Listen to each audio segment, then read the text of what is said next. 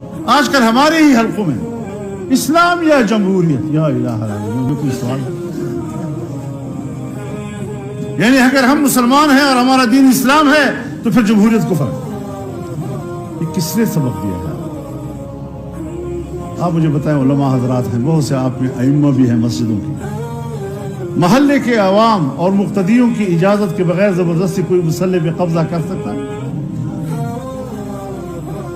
بس اتنا سا کام اللہ نے بھی لوگوں کے حوالے کیا ہے، یعنی تشکیل حکومت اور اس کا طریقہ کار پبلک کے ذمہ ہے، لیکن جب لوگ کسی کو امام بنا دیں تو نماز اللہ کے حکم کے مطابق پڑھا دی ہوگی، اپنی مرضی کے مطابق نہیں۔ یہ ہے مطابقت۔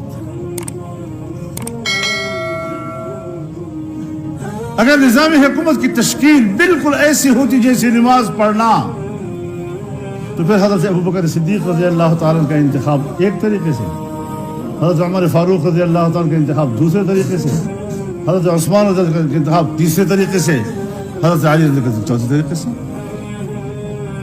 اختلاف نہ ہوتا نا، تو نماز کی طرح وہ نماز ایک طرح کے پڑھتے تھے، تو پھر یہاں بھی ایک ہی طرح کا نظام ہونا چاہیے تھا نا۔ لیکن احکامات شرعیہ کے ساتھ، تنفیذ نظام کے ساتھ جو ان کی کمٹمنٹ تھی، اس میں کوئی فرق نہیں تھا۔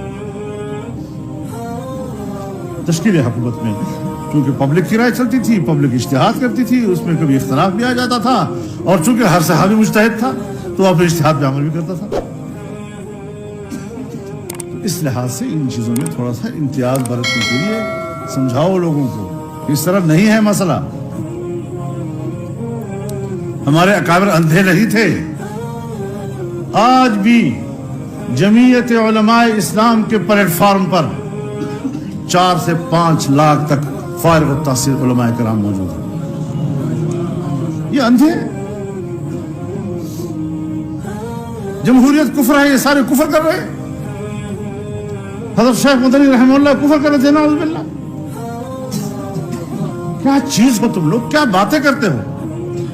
تعجب ہوتا ہے، کون پڑھا رہا ہے درس، اور یہ ہیں کس درجے کے لوگ؟ آج کل مشکل یہ ہے حضرت کہ نکاح طلاق کا مسئلہ ہو تو محلے کے امام اور مدرسے کے استاد کو پتا کر پوچھیں گے، لیکن کفر اور شرک کا فتویٰ ہو تو اس کے لیے ہر آدمی وہ مفتی بنا ہو۔